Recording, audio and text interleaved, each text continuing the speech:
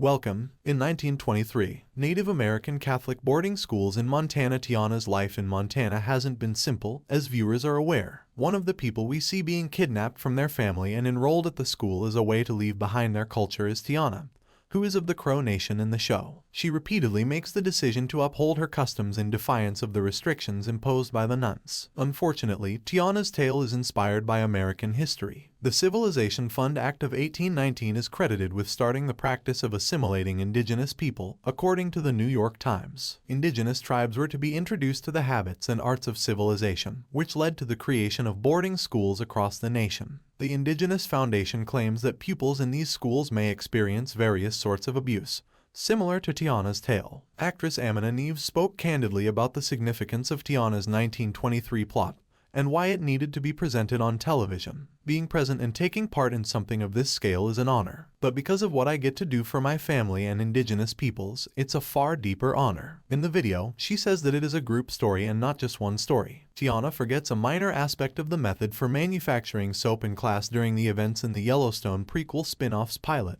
causing Sister Mary O'Connor to ruthlessly and repeatedly strike Teonna's hand with a wooden ruler. The class witnesses in horror as Teonna responds by knocking Sister Mary to the ground and punching her in the face. Father Renaud punishes Sister Mary and Teonna for their separate offenses after learning what transpired between the two. Catholic boarding schools for Native Americans. The real story, the horrendous treatment of Teonna by Father Renaud and Sister Mary, is based on real-life reports of institutions known as American Indian boarding schools, which initially achieved notoriety in the middle of the 19th century. Only one of these institutions, the Fort Shaw Indian School, was established in Montana. But since the 1840s, about 200 more have appeared in roughly 30 American states, with a preponderance in places like Oklahoma, Minnesota, and South Dakota. 1923, based on a true story. Teonna might be linked to Chief Thomas Rainwater of Yellowstone, who governs the Confederated Tribes of Broken Rock in the Parent Taylor Sheridan book. Notably, despite their positions of authority, Teonna and Thomas are both subjected to severe abuse in their respective plays, albeit in different ways, which illustrates how little has changed in terms of how white governments treat indigenous peoples since the 1800 seconds. Although the Duttons are portrayed in both 1923 and Yellowstone as pioneering heroes of colonial and modern America, it is evident from the portrayals of indigenous Americans in both series who the real antagonists in Yellowstone's world are. Teonna Rainwater is a member of the Montana Crow tribe. The name Apsaluk, which means children of the large-beaked bird, is another name for the tribe.